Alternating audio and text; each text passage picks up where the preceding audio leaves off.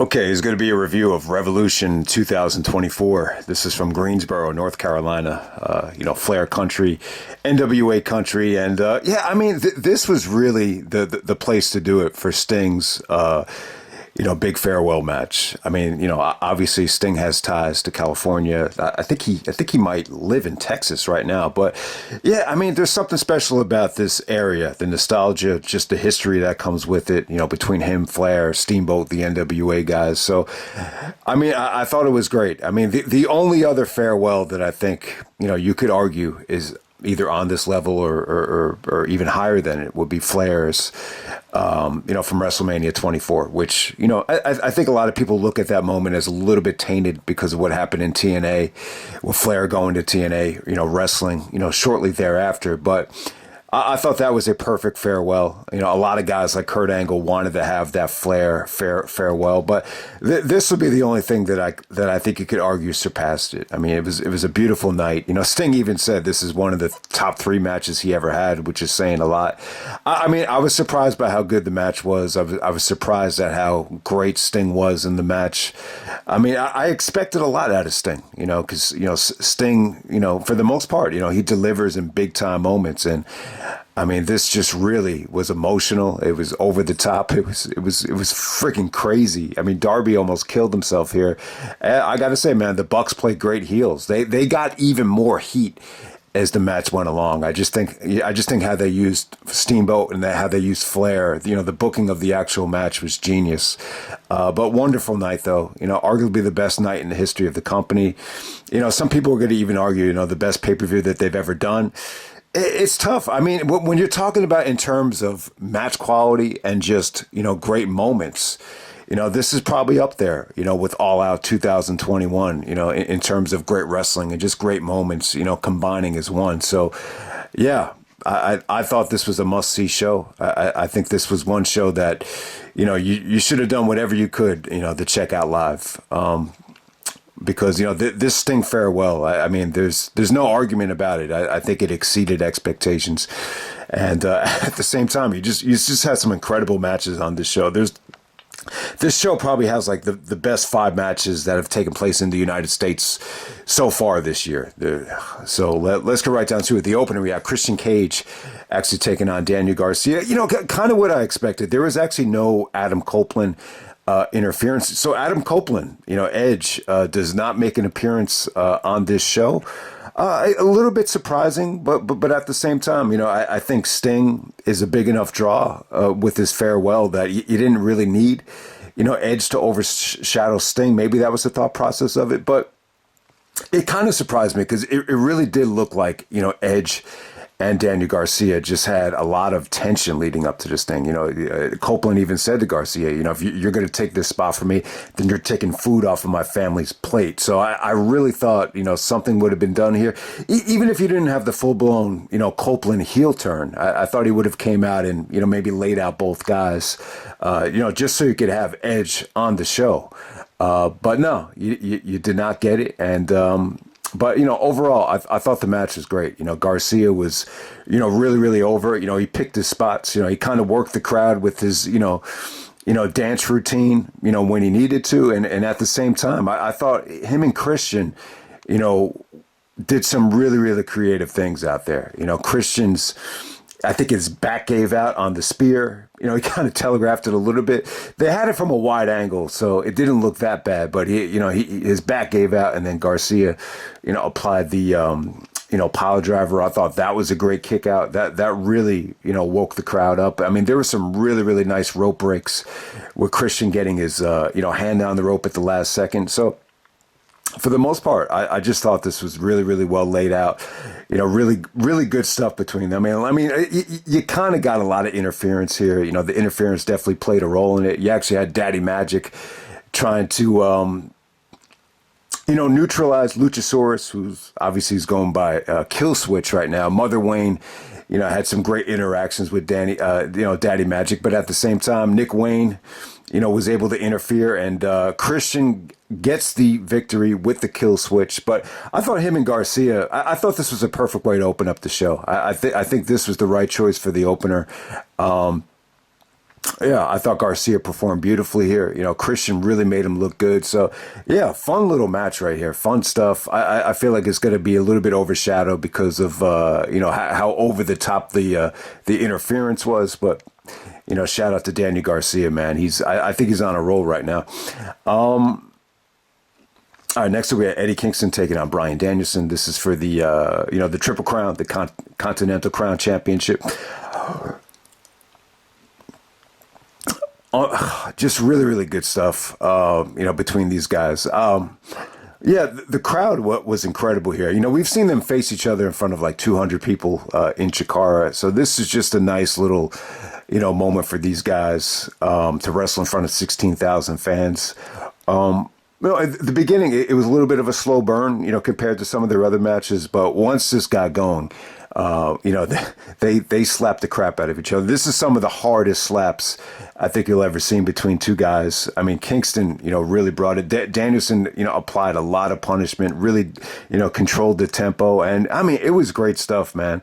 I'm trying to think if there was anything in particular that stood out here. I mean, the standing ovation that they got was incredible. There was just a series of, just beautiful consecutive, suplexes with Danielson doing the Regalplex and then, Eddie doing the half Nelson suplex. I mean, it was great stuff. I mean, the slaps were incredible. Kind of reminiscent of the finish to the the semifinals of the Continental Classic at New Year's Smash with, Kingston actually going over with the power bomb. But yeah, some of these submissions, the submission that Danielson won on Dynamite with, it looked like Eddie was going to tap again. But, once the fans realized he wasn't going to give up and was not going to tap, the fans got behind Eddie. So once again, fans are behind Eddie Kingston. Bryan got a lot of support out there too.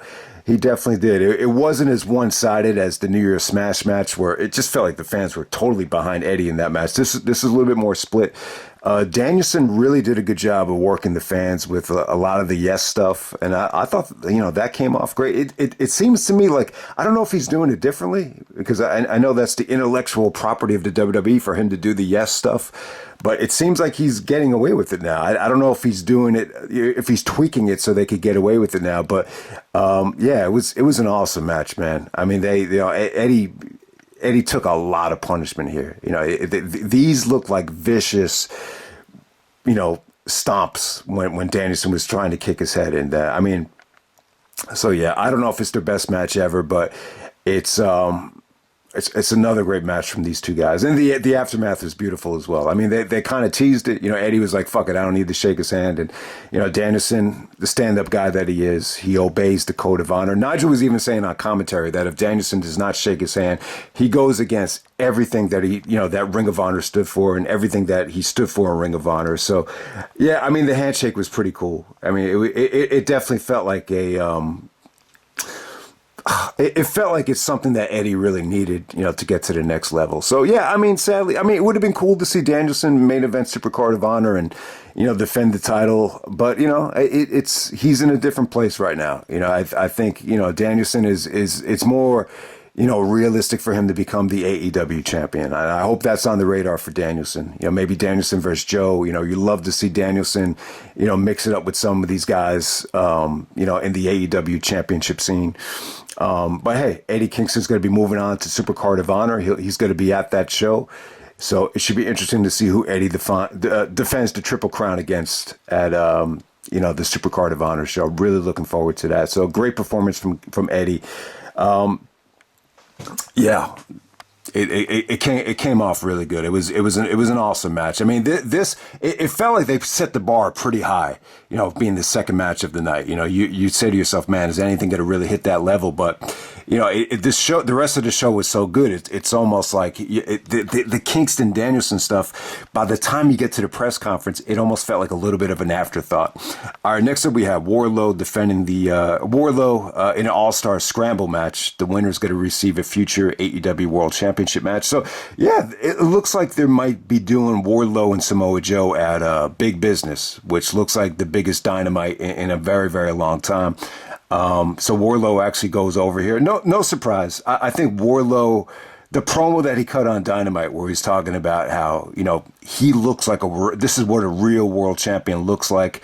And he's talking about, the damage he did to MJF and the damage he previously did to Samoa Joe. So you kind of knew Wardlow was going to win this thing. So Wardlow does go over. He's taking out Chris Jericho, Powerhouse Hobbs, Lance Archer, Hook, Brian Cage, Magnus, and Dante Martin. Yeah, so Dante Martin really, I got to say here, he really worked harder than anybody. I mean, he really just busted his ass here. But, I don't know if he's fully healed yet from the ankle, the broken ankle from the ladder match at Supercard of Honor last year. But, a lot of the stuff was a little bit botchy. But, give him credit, though. I mean, he was pretty ballsy out there. He really put his body on the line. He really worked hard. So give him credit. I thought he definitely, put in max effort in this match. So what really, the good part about this match was, guys like Powerhouse, Lance, even Brian Cage and obviously Wardlow, the big man stuff got great reactions. Once again, you heard that meat forever chant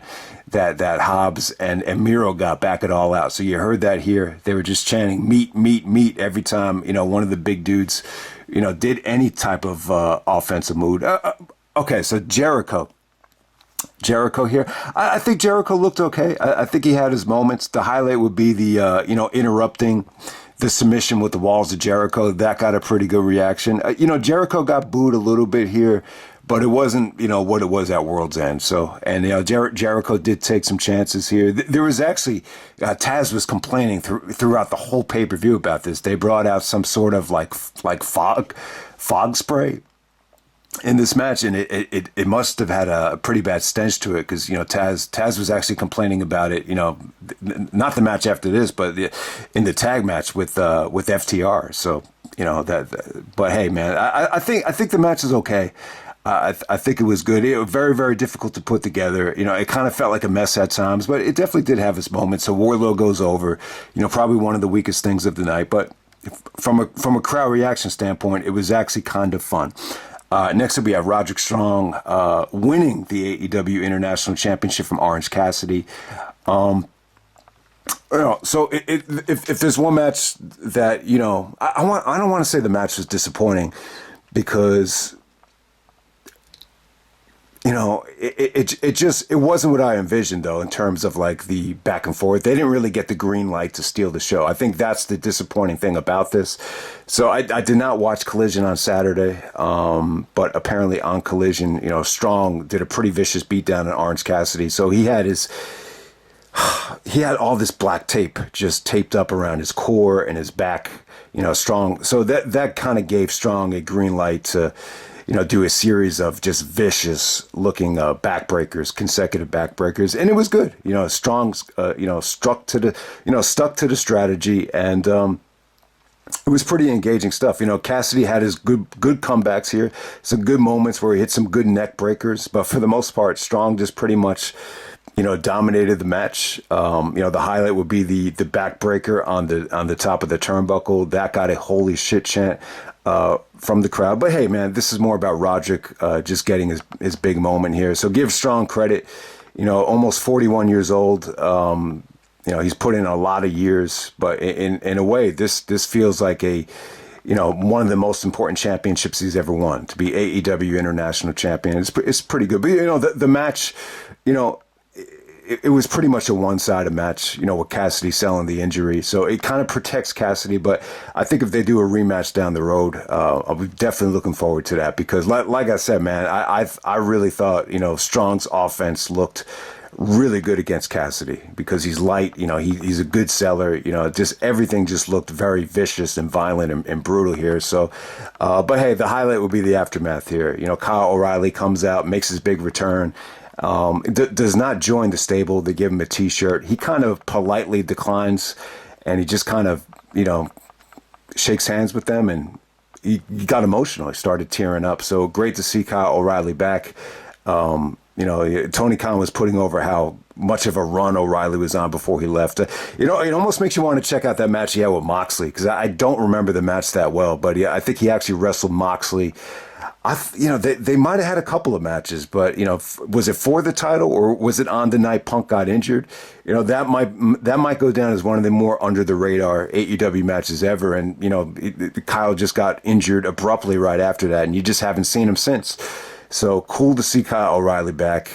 This will open the door. I mean, there's just so much talent here. People just forget how much talent this roster has. So yeah, that was definitely a good moment. I would assume O'Reilly got very emotional because you've seen him talk to Cole on that show and backstage about the possibility of this being it. Is being forced to retire early. So hopefully everything is well with Kyle O'Reilly. All right, next up we had the Blackpool Combat Club, Jon Moxley and Claudio taking on FTR. Pretty damn good. A lot better than their Dynamite match. It just had a much hotter feel. It was cool, man, because they're back in Greensboro. Obviously FTR, they're very similar to the Brainbusters and with the way they look and the way they work. And then, Blackpool Combat Club actually came out with the Road Warriors, their vests. So, that was pretty cool. But hey, man, the match was bloody. It was a freaking war right here. Claudio was awesome. Like we said, man, you knew he was going to do some tremendous, feats of strength. He actually countered the Doomsday Device into a scoop slam from the top of Dax's shoulders or whatever. I mean, it looked really, really cool. I think he even countered the Shatter Machine into the big swing. That was another awesome spot. Dax got bloody as hell here. He hit the back of the ring steps, I think. And, the blood, that's definitely the hardest I think Dax had ever, bled before. They were actually worried about him. I think they checked on him a couple times. But, yeah, man, the match was awesome. What's it called? The Moxley and Claudio, they took it back. This almost felt like the Kings of Wrestling versus the Briscoes, that style of match. You actually saw Mox and Claudio do the Kings of Wrestling finish here. So you had great breakups, out of the big rig. You just had, some good submissions. So Moxley actually does, make Dax pass out, too much blood loss. So yeah, the match was brutal, man. They went old school here with the blood and, the tag action. So I thought it was a really, really good match. These two teams, look forward to seeing some more of them. So it looks like Moxley and Claudio are going to be a tag team for sure. The tag team titles are going to be vacated. They're going to do a tournament. So I would expect Mox and Claudio to be a big part of that tournament. I think you could even do the, the rubber match, in that tournament as well. All right, next up we had Timeless Toni Storm taking on Deonna Purazzo.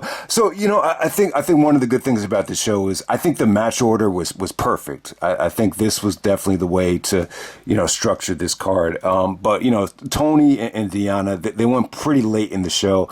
I do think, like, if this match happened in Wembley or even in New York City, in front of a more like, New York Italian demographic, fans would have been into Deonna. If they're in the UK, I think Toni Storm would have had more support. I think doing this match in the South, I would definitely say like wrong time, wrong place. The match wasn't bad, but it was just tough to kind of, get some juice out of this thing. I just thought you had too much interference here. The Mariah May stuff was cool. She came out with Toni Storm's, old look and old music. And I was just like, all right, this is going to be great. You're going to get a no-nonsense, Toni Storm here. But, you didn't really get that. Then Toni comes out right after with the, the Timeless Toni Storm theme music. But, the match was good. Deonna, did some really, brutal-looking submissions. I think Deonna looked good for the most part, but too much interference. Toni goes over with the beautiful looking pile driver at the end of this thing, and it was what it was. I mean, I'm not going to say that this was, a major step down for the women or a major step up. It's just they were just in a rough spot. It's as simple as that. But hey, I enjoyed the feud. I think Deonna and Toni was a very attractive matchup, and hopefully they could, do some more work down the road. Okay, next up we got the, definitely the match of the night. Well, most people are going to say is the match of the year. This is Will Ospreay taking on Konosuke Takeshita, the two members of the Dom Callis family. This is Michael Jordan versus Scottie Pippen in practice, as Callis and even Tony Khan alluded to. So yeah, this puts Pippen over huge. The fact that that they're making this analogy right here. So it's pretty damn cool. I'm not so sure how well this would sit with some of the Scottie Pippen haters, but it kind of made me believe like maybe Michael Jordan's biggest rival would have been Scottie Pippen had they been on opposite teams back in the 90s. But not to take away from this match though, this was probably the match of the year so far, at least in the United States. The only thing that could probably rival this would be Ospreay's match against Michael Oku from Rev Pro. By the way, I tried to see if the smart TV could download the Rev Pro app. So if anyone has any updates on the best way to watch Rev Pro, let me know. Is it from a different site that carries it? I'd just like to know, because I'm thinking about actually buying that show, that high stakes show with Ospreay and Michael Oku. Tony Khan was there, and he was blown away by it. But if there's one thing that could surpass it, it's probably this match with Takeshita right here. Holy shit, this was great, man. Great stuff. Takeshita was friggin' awesome here. In a way, they kind of booked this in a way where Takeshita was a little bit more aggressive, dictated the tempo in terms of controlling the match. Ospreay was, kind of more of the babyface in peril here. It kind of seemed like that. Callis was giving Ospreay like a little bit of cheap shots on commentary, saying, if I got to go by points right now, Takeshita's got to be winning this thing. So, yeah, it was great. Apparently, Ospreay was a little bit nervous, but, he exceeded expectations here. It's just so great to have this guy with the company. He was incredible once again. But Takeshita, might have stole the show here by just some of his offense. The snap German suplex into a bridge, it really reminded me of Kota Ibushi. And Callis even said on commentary, that is the best looking German suplex I've seen in 34 years in the business.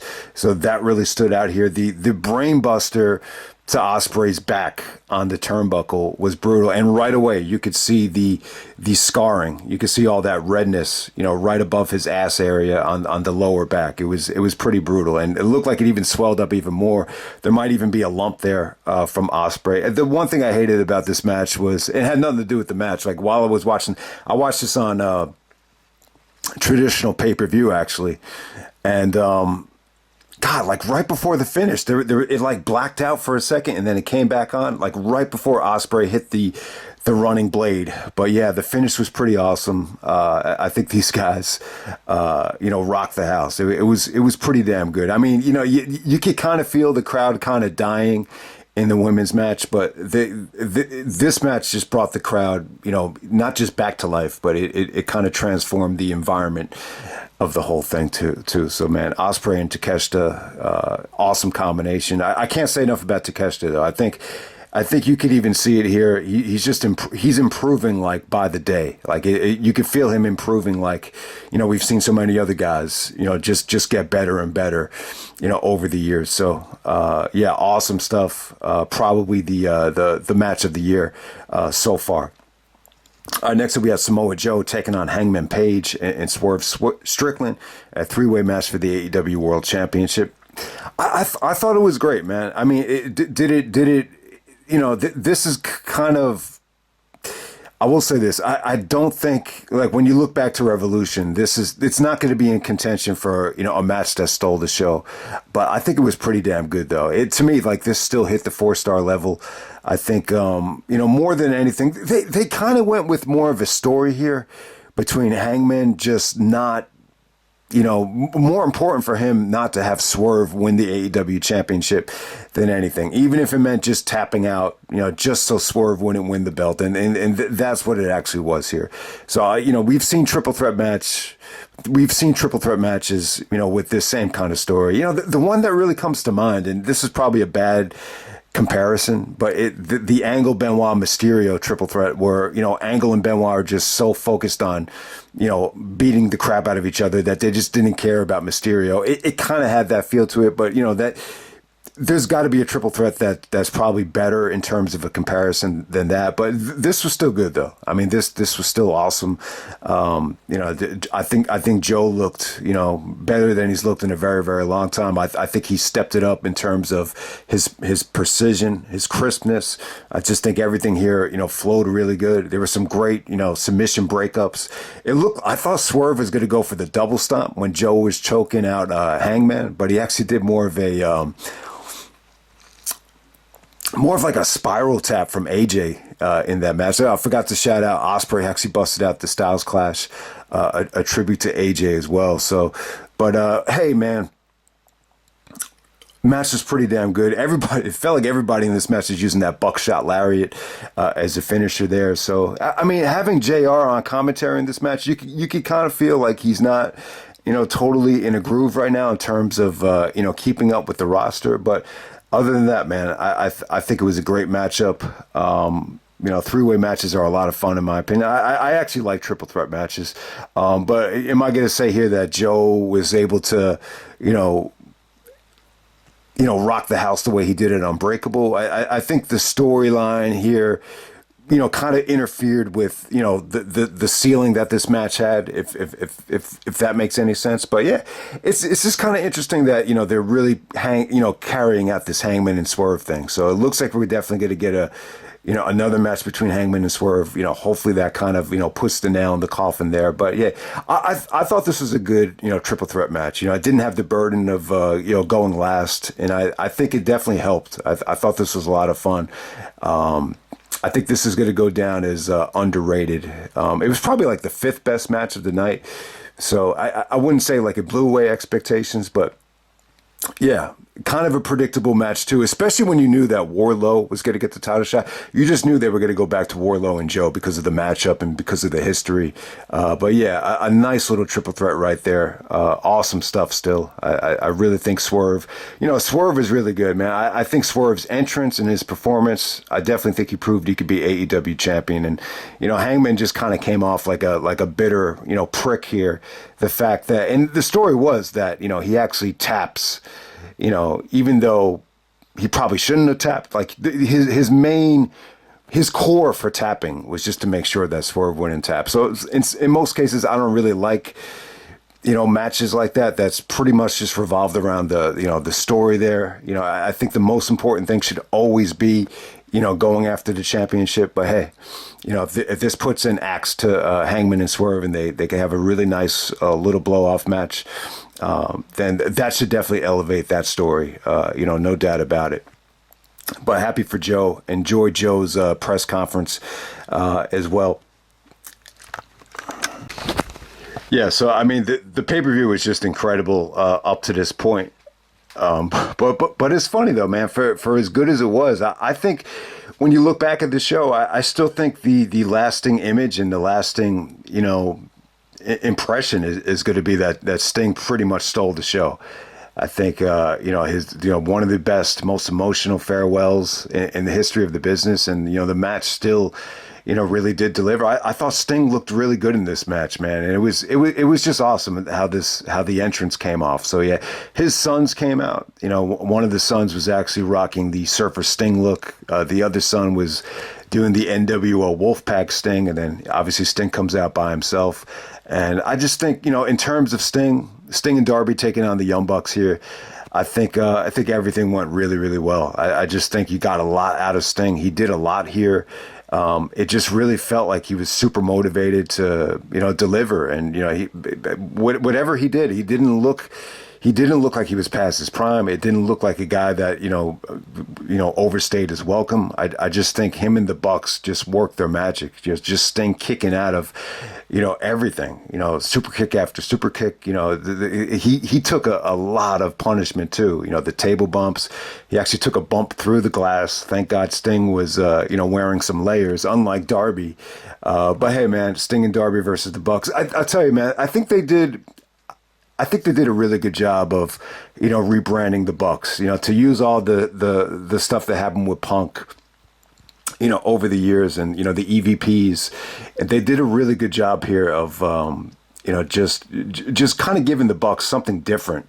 I think that's what they definitely needed here. This new image of them being executive vice presidents, being pricks and still like just being a little bit, political and a little bit, douchey. I think they did a great job with it. Even Darby, took some shots at them, talking about if it wasn't for Cody, you guys would have never hired me. And, Darby even referenced, the Bucks, re-signing with AEW because it was the easy thing to do with the lighter schedule, and that's not what All Elite Wrestling was based upon. And they brought the best out of Sting too. I mean, Sting really did a good job in some of these go home promos, along with coming down from the rafters. I think they did an underrated job of just building this whole thing up.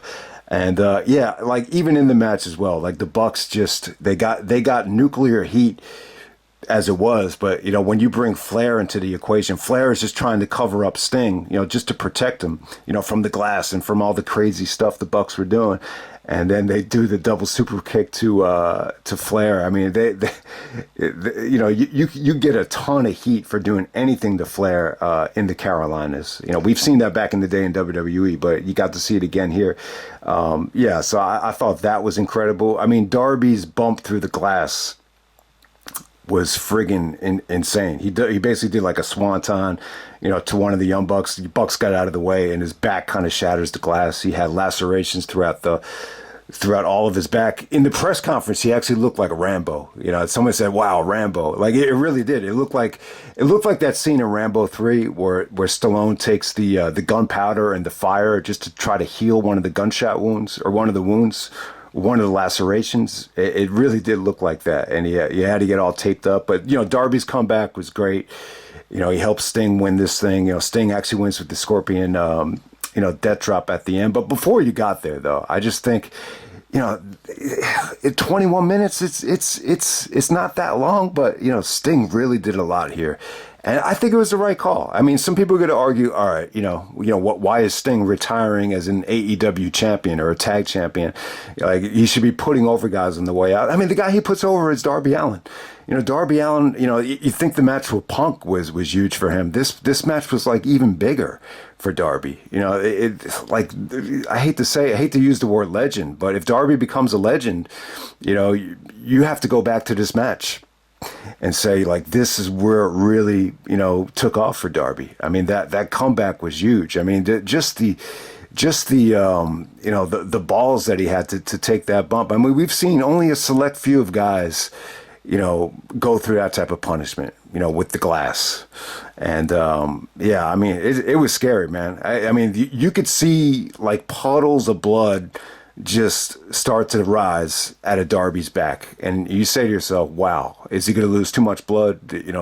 Worst come to worst, did he rupture an artery or whatever? But I think Darby's going to be all right, man. He was in great spirits. And, what a night for him and Sting. What a night. I mean, it was the only thing I was a little bit skeptical about was how long are the Sons going to be involved with the match? It felt like maybe they were involved a little bit too long, but once it felt like, maybe this is a little bit too much, they were kind of out of the match, and it was fine. But I think that entrance was really, really cool, though, to see his sons dressed up as, some of the earlier versions of Sting. So yeah, the match was pretty damn awesome. There's just no way this show could have been, better. I mean, you definitely had some weak links on it with the women, and, maybe the scramble was a little bit, I can't say everything flowed really that well in the scramble. But other than that, man, I mean, how could you have a better show than this? I mean, it was pretty damn good. So, is it the best Revolution of all time? I think arguably. Is it AEW's best show of all time? It seems like we end up saying that a lot. We said it with, Revolution last year. Maybe some people said it with Forbidden Door, or maybe some people said it with, Wrestle Dream, which, maybe that was like a prisoner of the moment thing, but yeah, I mean, I think match for match, when you combine it with how emotional this show was, I mean, this has definitely got to be up there. But I don't know, man. I'm a little bit, and I know, like, since all the media scrum stuff with Punk happened, like AEW, there's been a lot of discussion, from different guys like Cornette and Bischoff about how the company is run, and then you have this other thing where, I just don't get it. I don't get, a lot of the disrespectfulness comes from.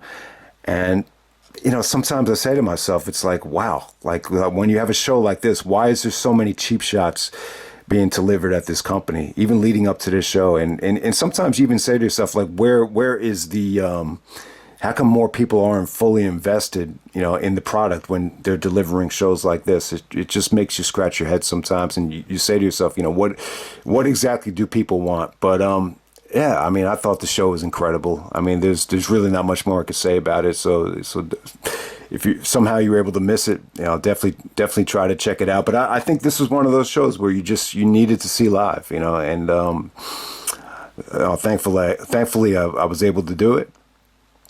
So hope everybody enjoyed the show if you got to see it. And I'm out. All right.